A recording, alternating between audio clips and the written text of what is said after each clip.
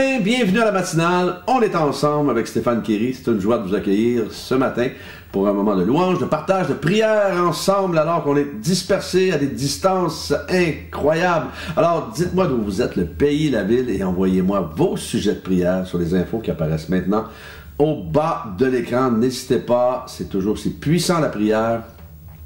Et j'aime prier pour vous et avec vous.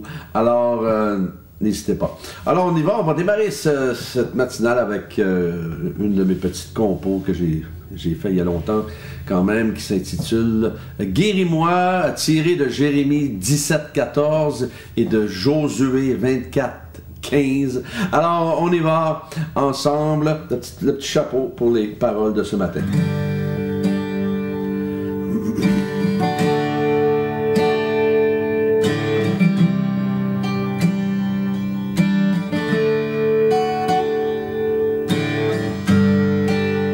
Guéris-moi et je serai guéri. Sauve-moi et je serai sauvé.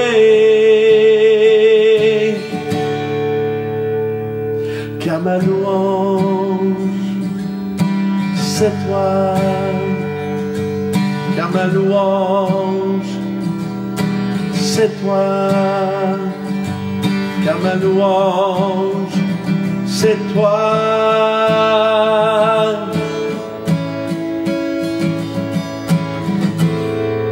Car moi et ma maison, nous te servirons. Car moi et ma maison, nous te servirons.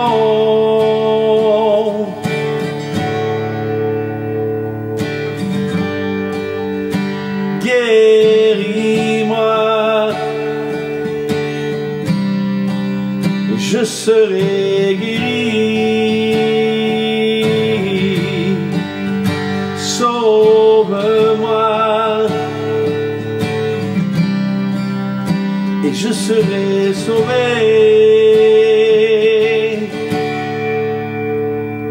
Car ma louange, c'est toi. Car ma louange, c'est toi. Car ma louange, c'est toi.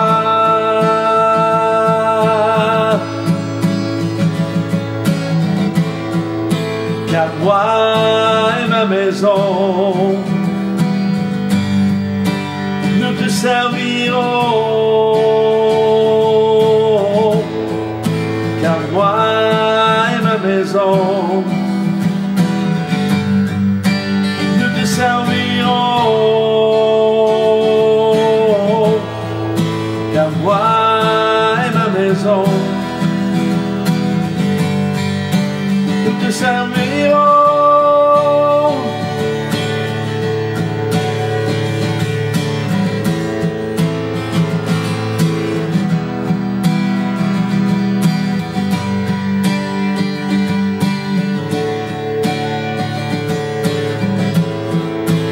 Moi et ma maison, moi et ma maison, nous te servirons. Car moi et ma maison, nous te servirons. Car moi et ma maison, car moi et ma maison, nous te servirons.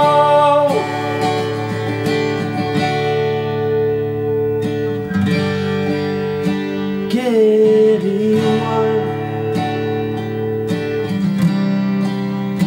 et je serai guéri. Sauve-moi et je serai sauvé.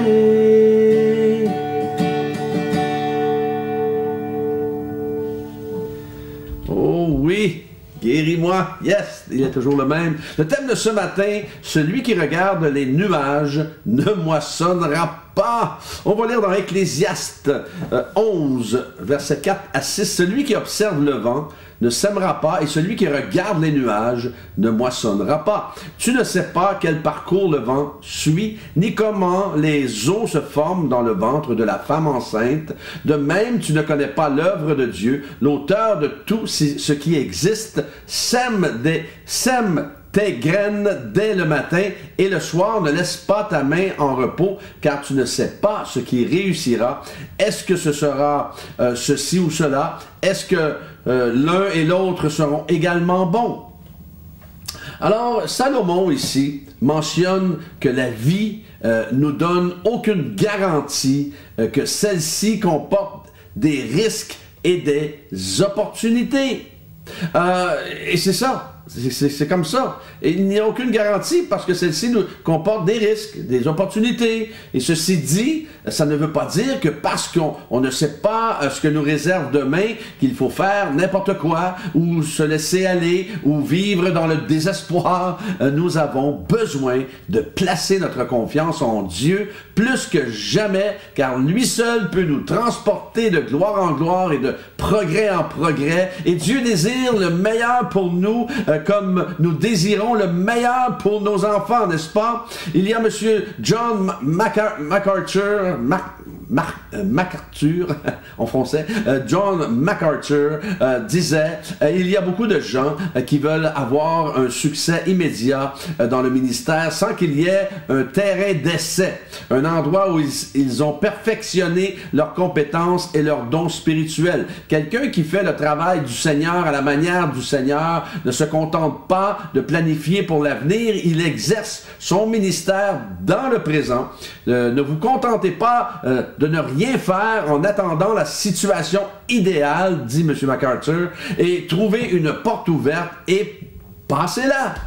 Évidemment, celui ou celle qui veut servir le Seigneur en son temps, dans ses conditions, ne va jamais commencer à servir. Il va toujours se trouver des excuses. Lorsque j'ai commencé à servir dans l'Église, il y a plus de 30 ans, j'étais tellement excité de commencer que je n'ai même pas demandé combien j'allais gagner en salaire. J'étais juste content de servir dans l'Église. Je ne suis pas entré en mode négociation, comme j'ai dit, pour mon salaire, négociation pour mes vacances, négociation pour mes avantages sociaux. J'étais juste honoré de servir Dieu dans sa maison. Il y a le pasteur Boomer Phillips, que j'aime ce qu'il disait à propos de ceci. Nous devons cesser de regarder et d'attendre et aller de l'avant et servir le Seigneur d'une manière ou d'une autre. Dieu fera son œuvre avec ou sans nous. Alors, si nous restons assis et refusons de servir le Seigneur parce que nous attendons que la situation parfaite se présente, la vie va continuer sans nous. Pendant que nous restons assis, nous, à un endroit, nous devons aller de l'avant et nous impliquer dans le ministère quelque part, même si ce n'est pas ce que nous attendions. Vous savez, il y a... Dans un livre, très bon livre que j'ai lu, on raconte l'histoire en 1945, une histoire vraie, là, un jeune pasteur associé nommé Cliff qui a épousé sa fiancée Billy. Ils avaient très peu d'argent, mais ils ont trouvé suffisamment d'argent pour partir en lune de miel, même pas en voiture, imaginez. Et lorsqu'ils arrivent à l'hôtel, on leur dit qu'il s'agit désormais d'un centre de réhabilitation et qu'il n'est pas possible d'y passer la nuit. Imaginez, ça commence bien, la nuit de noces. Alors ils ont fait, imaginez, de l'autostop jusqu'à une épicerie à quelques kilomètres de là. Et le propriétaire s'est montré très compréhensif. Il les a hébergés dans une chambre au-dessus du magasin. Et le propriétaire a vite compris qu'ils étaient chrétiens.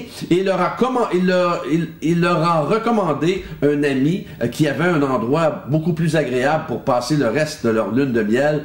Et pendant la semaine, leur hôte les a invités à assister à un rassemblement de jeunes dans un centre de conférences chrétien voisin. Et l'animateur habituel était malade, en voulant dire. L'animateur... C'était le louangeur plutôt. Alors on a demandé à Cliff qui était déjà un adorateur, s'il pouvait prendre en charge le service musical. Il a accepté. Il a dirigé la musique avant qu'un jeune évangéliste nommé Billy se lève pour prêcher. Et Cliff Barrows, qui s'appelait Cliff Barrows et sa femme Billy, Cliff Barrows a rencontré, savez-vous qui? Billy. Billy, c'est Billy Graham cette nuit-là. Et ils ont formé une équipe ministérielle tous les deux, qui ont prêché l'Évangile dans le monde entier pendant plus de 50 ans. Imaginez le plan de Dieu. Il n'y avait plus de place. L'hôtel était devenu un centre de réhabilitation. Dieu a transformé ça pour que ces deux hommes se rencontrent. Et lorsque vos plans ne semblent pas se réaliser, Dieu a peut-être quelque chose de mieux en tête. C'est ce qu'il a fait. C'est ce qu'a fait Cliff et Billy Barrows, ce jeune couple-là, qui ne se sont pas découragés, mais ils ont continué quand même. Et ils ont gardé la joie et Dieu les a conduits dans un bon moment, une relation, c'était une rencontre divine avec Billy Graham. Alors avec les temps que nous vivons, laissez-moi vous dire, je crois que le temps n'est pas à la sélection, mais à l'intervention par la puissance du Saint-Esprit qui vit en nous. Alors, je termine en disant, mon conseil pour vous aujourd'hui, saisissons les occasions que la vie nous offre pour servir, être une source de bénédiction, d'espérance et de joie pour ceux autour de nous. Êtes-vous d'accord avec cela? Alléluia. Évidemment, on n'est pas tous appelés à travailler dans l'Église à plein temps, mais on est tous appelés, on a tous reçu un talent, un ministère quelconque. On va prier si vous voulez bien. Alléluia. Merci Seigneur pour Stanley, petit garçon de 2 ans et demi dont la santé est très fragile, de le restaurer, de le guérir complètement et de le fortifier. Seigneur, dans son corps, merci Seigneur de poser ta main sur Stanley. Merci pour Marie-Thérèse, 84 ans, qui souffre dans son corps. Merci de poser ta main sur elle, ta main guérissante et apaisante, dans ton puissant nom, Seigneur. Merci pour Jacques, qui a des problèmes de couple et des problèmes de santé en ce moment, de poser ta main sur lui, surnaturellement, et de le relever, de le guérir et de restaurer ce couple. Seigneur, merci pour Sophie, afin qu'elle trouve un vétérinaire pour faire ses études d'alternance, justement pour devenir assistante vétérinaire. Seigneur, merci de la bénir, merci de lui ouvrir des portes pour cela, surnaturellement. Merci pour Méno, qui a eu un accident de ski grave. Merci de poser ta main sur lui alors qu'il était en soins intensifs. Guéris-le, restaure-le, aucune conséquence, Seigneur, trop grave, Seigneur, et qu'il puisse s'en remettre puissamment, et qu'il puisse voir ta gloire, Seigneur, agir dans sa vie. Merci pour son épouse Vicky, de lui donner ta paix dans ces moments. Merci, Seigneur, pour mes frères et sœurs connectés ce matin, de les bénir, de les combler, de les garder près de ton cœur. Et Seigneur, merci encore une fois pour ce jour que tu nous donnes de vivre. Au nom de Jésus, nous prions. Alléluia.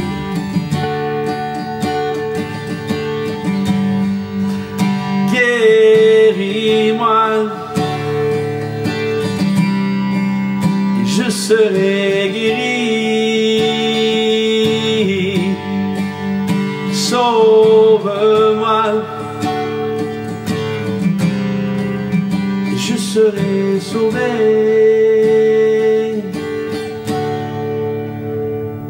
Oui, bien sûr, on continue de prier pour l'Ukraine, on continue de prier pour nos frères et sœurs là-bas et tout. On a des frères et sœurs aussi en Russie et les chefs, les leaders de ces pays-là ont pris pour eux. Alors, merci. Merci d'avoir été là ce matin. Que Dieu vous bénisse. Et demain matin, Dieu voulant, on est ensemble.